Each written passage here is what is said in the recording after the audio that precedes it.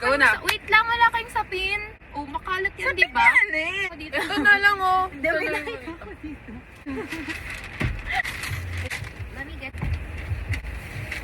Gantang. Tagal nilusong puta. Hindi, si Hana muna ipatikim natin para malaman natin kung masarap o hindi. Okay. Sa tingin mo masarap yan, Hana? Taste test. Nabuka ko na. Ama. Huwag mo bukahin. Go, go, go. Okay. Medyo... Hindi na naman Luis. Kagaya niya, madumi na ako. Oo, ang kalat niya nga kayo. No, maliit lang yung mallows niya. Pero tignan natin yung... Tignan natin. Ay, parang masarap. Hello, first time Oh, ko makakita niyo ng wow. ano, face to face.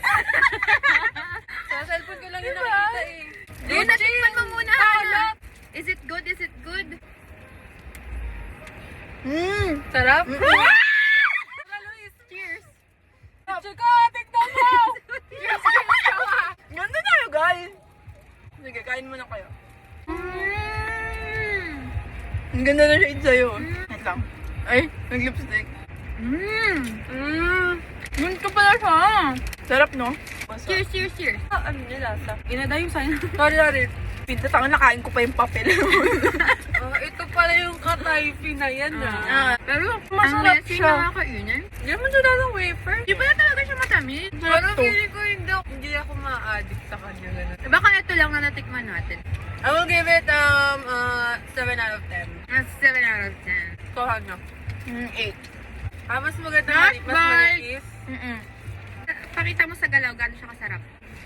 Masarap yun. Tsaka ganyan lang. Good. Seven lang kasi. Thank you so much, Teens. Kala mo mas pinonton Cakes niya yun and sa akin. Binili natin yun. Pwede niya Bayad pinadala talaga, yan, bayad, kaya bayad. binili natin.